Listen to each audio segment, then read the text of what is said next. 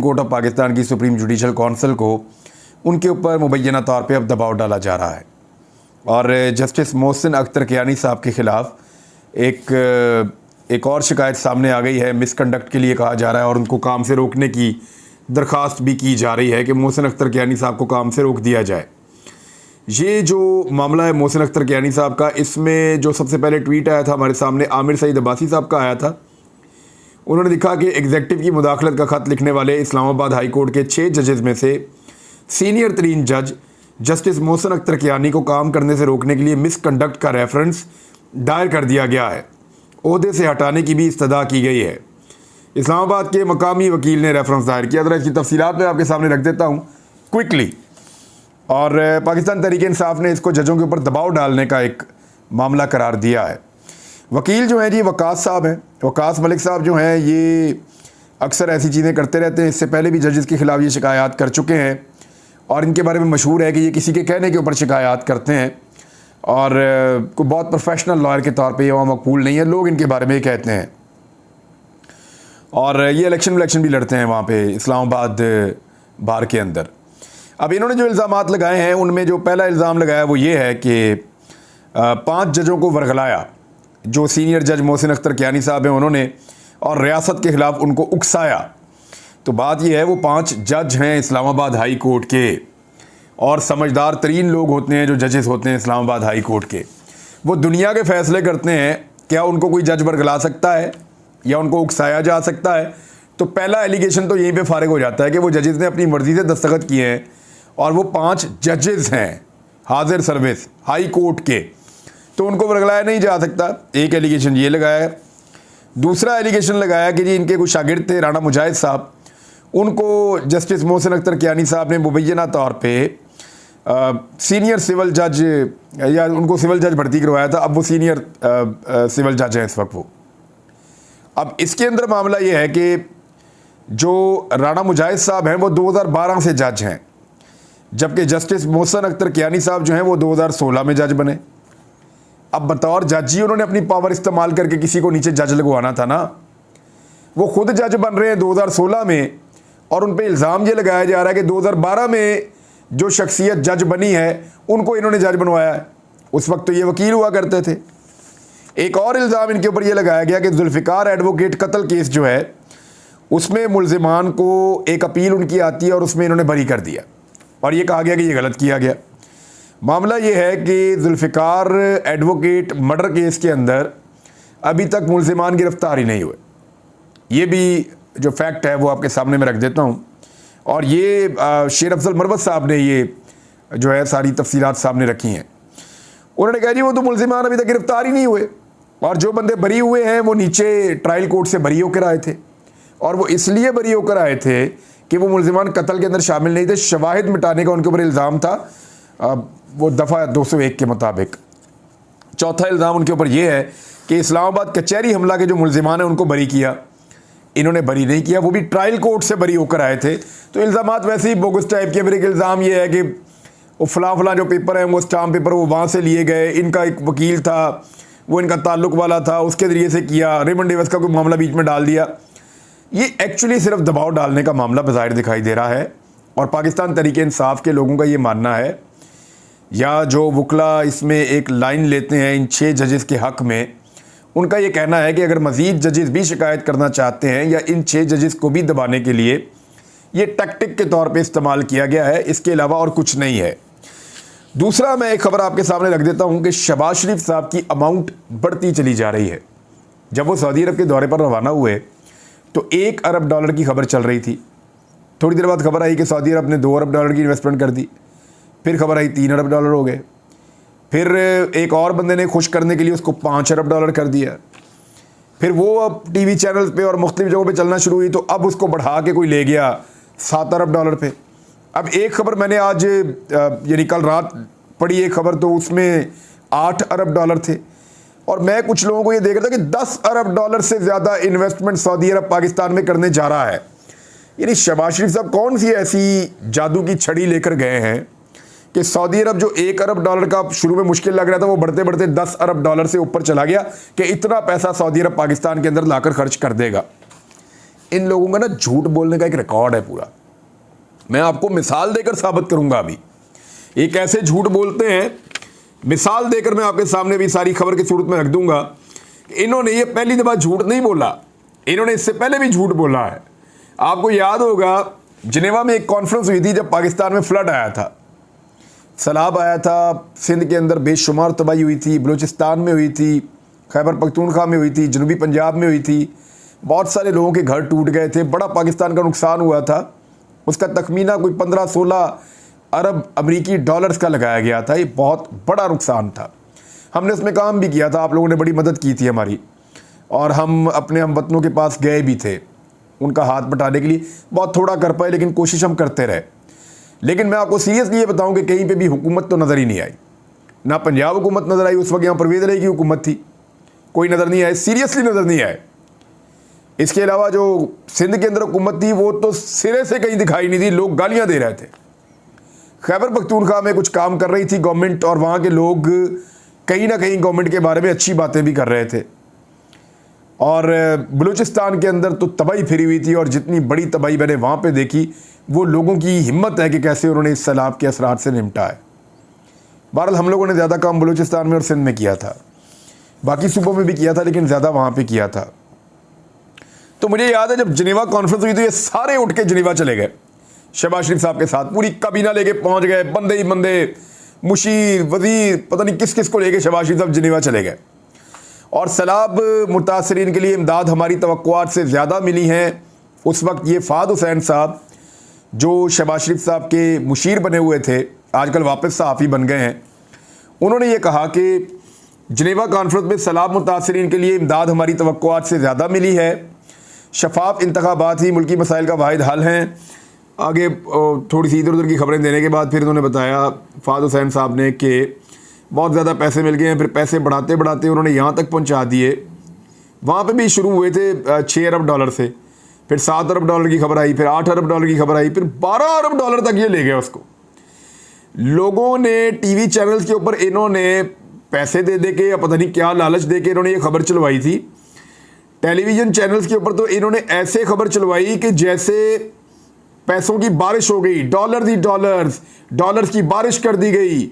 मुसलमान मुल्कों ने, जो गैर मुस्लिम मुल्क हैं उन्होंने, वर्ल्ड बैंक ने, फलां ने, इन्होंने सबके नाम लिए कि हमें बहुत पैसा मिल गया है।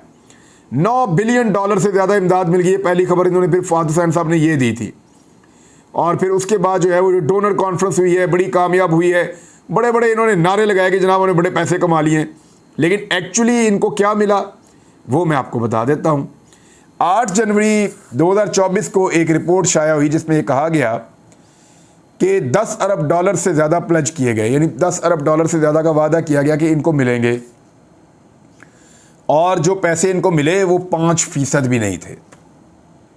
10 अरब डॉलर का वादा था, 5% भी इनको नहीं मिले, यानी 5% तक के ऊपर काम हुआ। ये उस वक्त कहा गया था, ये मैं आपको जनवरी की खबर बता रहा हूँ। उस वक्त जो है वो फवाद चौधरी साहब इमरान खान साहब के साथ थे, तो उन्होंने कहा था एक ट्वीट करते हुए कि डोनर कॉन्फ्रेंस में मेज़बान फ्रांस ने 10 मिलियन डॉलर दिए, एक भी अहम लीडर कॉन्फ्रेंस में शरीक नहीं। अगर सारी कॉन्फ्रेंस वीडियो लिंक पर ही करनी थी तो जिनेवा जाने की क्या ज़रूरत थी। ये वहाँ पे गए थे और ये अकेले ही वहाँ बैठे हुए थे, बाकी सारे मुल्क जो पैसे देने वाले थे वो वीडियो लिंक के ऊपर थे।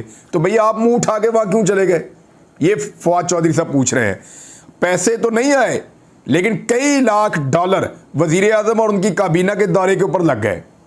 यही बात थी जो उस वक्त भी मैंने उठाई थी कि आप मुंह उठा के सारे चले गए हैं, वहाँ जाकर आप बैठ गए हैं, दुनिया के मुल्क वहाँ पे आए नहीं हैं, और जिन्होंने आपको पैसे दिए वो भी ऑनलाइन दिए और वो पैसे भी आपको मिले ही नहीं। यानी अगर आज कोई साबित कर देना कि वो 10 अरब डॉलर, ये इससे ज़्यादा की रकम के लोग दावा कर रहे थे, वो 10 अरब डॉलर पाकिस्तान को मिला है, तो भाईजान मैं जो कहेगा वो बात मान लूँगा। वो पैसे पाकिस्तान को आज तक नहीं मिले। इसी तरह अब ये फिर दावे कर रहे हैं कि हमें सऊदी अरब ये पैसे दे देगा, वो पैसे दे देगा, इतने पैसे दे देगा। इंडिया शहबाज शरीफ की मोहम्मद बिन सलमान साहब से मुलाकात को अपनी कामयाबी कह रहा है। वो कैसे, वो मैं आपको एक और वीलॉग में बताऊंगा। पाकिस्तान को उसका वैसे जवाब देना चाहिए। इंडिया की हिम्मत बहुत बढ़ती चली जा रही है, वो बहुत सारे ऐसे स्टेटमेंट दे रहा है जो पाकिस्तान को बहुत डिग्रेड करके वो स्टेटमेंट दे रहा है। पाकिस्तान को अब जवाब देना चाहिए। नाज़रीन, एक और बड़ी अजीब खबर आई और ये खबर है जी शहीद अरशद शरीफ साहब के हवाले से। अरशद भाई के हवाले से खबर ये है कि district and session court Islamabad में पाकिस्तान मुस्लिम लीग नून के सरबराह मियां मोहम्मद नवाज शरीफ के खिलाफ अरशद शरीफ के कत्ल का मुकदमा 22A के तहत दर्ज करने के लिए दरख्वास्त दायर कर दी गई है और district and session court Islamabad के एडिशनल सेशन जज अहमद अरशद महमूद ने तहरीरी हुक्म जारी करते हुए IG इस्लामाबाद, SSP और SHO से 19 अप्रैल तक रिपोर्ट तलब कर ली है। इस्लामाबाद के एक शहरी हैं शाकिर अली, उन्होंने नवाज शरीफ और दीगर के खिलाफ मुकदमा दर्ज करने की दरख्वास्त दी है। उन्होंने कहा कि अरशद शरीफ का कत्ल कौमी सानेहा है, जालिमाना कत्ल का मुकदमा दर्ज कराने के लिए कोई भी दरख्वास्त दे सकता है। इल्ज़ाम लगाया गया कि अरशद शरीफ ने शरीफ फैमिली की करप्शन से मुताल्लिक प्रोग्राम किए, जबकि नवाज शरीफ की कीनिया में 1998 से शुगर मिल भी है। अच्छा, ये थाना कराची कंपनी में 3 फरवरी फिर 23 फरवरी को दरख्वास्त दी गई, लेकिन मुकदमा दर्ज नहीं हुआ और मुकदमा दर्ज करने का हुक्म दिया जाए और नवाज शरीफ का नाम ECL पर डाला जाए ताकि ये इश्तिहारी ना हो सके, भाग ना सके। अब मामला ये है कि शहीद अरशद शरीफ की तो फैमिली को ही नहीं पता कि उनके नाम पे कोई बंदा दरखास्तें दिए फिर रहा है, उनके बेटे के नाम पे। उनकी वालदा को नहीं पता, उनकी अहलिया को नहीं पता कि कोई बंदा दरखास्तें दे रहा है। और उसके बाद ना सिर्फ उनको पता नहीं है बल्कि दरखास्तें देने वाला अदालत में पहुंच गया है और अदालत से एक ऑर्डर भी आ गया है। देखिए, अरशद शरीफ साहब की वालदा की जो एप्लीकेशन है या उनकी जो दरखास्त है वो अभी तक पेंडिंग है और गुज़िश्ता साल से लेकर अब तक लगभग 1 साल होने वाला है। अरशद शरीफ साहब का मुकदमा जो है वो सुप्रीम कोर्ट ऑफ पाकिस्तान में भी नहीं सुना गया। लेकिन हम उम्मीद करते हैं कि ये जो कत्ल है ये एक अंधा कत्ल नहीं रहेगा, कभी ना कभी इस मामले में इंसाफ ज़रूर होगा और इंशाल्लाह होगा। नाज़रीन, MQM ने एक अजीबोगरीब बयान दे दिया कि 3 महीने के लिए कराची को जो है फ़ौज के हवाले कर दिया जाए।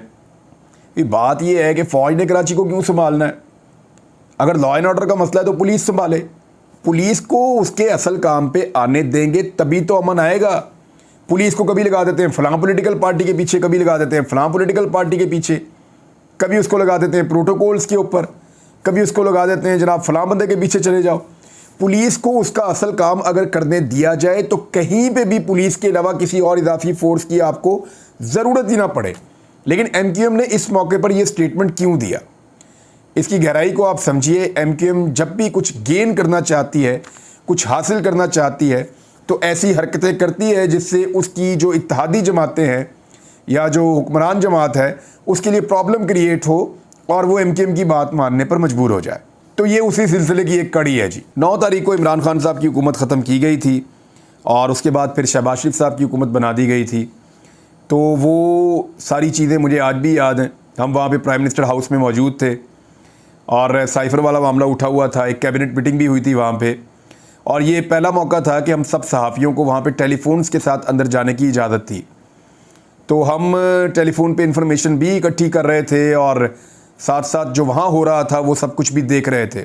उसके बाद से लेकर अब तक इमरान खान साहब ने बहुत मुश्किल वक्त देखा, उनकी पार्टी जो है उसने बहुत मुश्किल वक्त देखा, उनके हज़ारों कारकुन ज़ख्मी हुए, बहुत सारे कारकुन उनके जो है वो जाँ बहक भी हो गए, दुनिया में नहीं रहे। इसके अलावा इमरान खान साहब जो है उनको गोलियां लगीं। इमरान खान साहब के ऊपर लगभग 200 मुकदमे वो क्लेम करते हैं उनके ऊपर बने। बहुत सारे सहाफ़ियों के साथ बहुत मुश्किल हालात पैदा हुए। अरशद शरीफ जो है वो शहीद कर दिए गए। मैं किन हालात से गुज़रा आप जानते हैं, बाकी सहाफ़ी किन हालात से गुज़रे या अब तक गुज़र रहे हैं वो भी आप जानते हैं। तो पिछले 2 साल पाकिस्तान में एक अजीबोगरीब डरावने ख्वाब की तरह थे। लोगों के साथ कैसा जुल्म हुआ, कैसी बर्बरियत हुई, लोगों को महंगाई की चक्की में पीस दिया गया, पाकिस्तान की मईशत को मुकम्मल तौर पे तबाह कर दिया गया। ये 2 साल बहुत खौफनाक थे पाकिस्तान के लिए, एक डरावना ख्वाब। लेकिन उस रात के बारे में मुझे कुछ अभी भी वो तमाम चीज़ें मुझे याद हैं। मुझे ऐसा लगता है कि एक फ़िल्म की तरह मेरे दिमाग में वो चलती है रात। हम वहाँ पे मौजूद थे, 7 सहाफ़ी थे हम। शहीद अरशद शरीफ भी हमारे साथ थे, साबिर शाकिर साहब भी हमारे साथ थे, मुईद पीरज़ादा साहब वहाँ थे। एक शहीद हो गया, 2 पाकिस्तान में नहीं हैं, और भी कुछ लोग थे। लेकिन मैं एक चीज़ आपको बताता हूँ कि मैंने इमरान खान के करैक्टर जैसा कोई आदमी नहीं देखा। किसी आदमी को ये पता भी चल जाए ना कि उसकी हुकूमत जा सकती है तो वो बेचैनी उसके चेहरे पे आपको नज़र आ जाती है। लेकिन उस रात जब इमरान खान साहब वज़ीर-ए-आज़म हाउस से आखिरी दफ़ा निकले तो मैं ये देख रहा था कि वो जितने इत्मीनान से और पुरसकून अंदाज में वहाँ से जा रहे थे, इसकी पाकिस्तान में आपको कभी मिसाल नहीं मिलेगी। इमरान खान को पता था कि आज उनकी हुकूमत ख़त्म हो रही है और उनके ख़िलाफ़ बड़ा ज़बरदस्त क्रैकडाउन भी हो सकता है। जिन हालात में उनको निकाला जा रहा है उनसे बदला भी लिया जाएगा, उन्हें परेशानियों का सामना भी करना पड़ेगा, लेकिन वो इंतहाई पुरसकून अंदाज में बड़े कॉन्फिडेंस के साथ वहाँ से निकले। और मैंने उस दिन आपको रिपोर्ट की थी 2 बातें जिसको शायद लोगों ने दिल से ही लगा लिया। एक मैंने आपको ये बताया था कि उनके हाथ में सिर्फ एक डायरी थी और कोई सामान उनका नहीं था वज़ीर-ए-आज़म हाउस में, और वो डायरी लेकर वहाँ से निकल गए।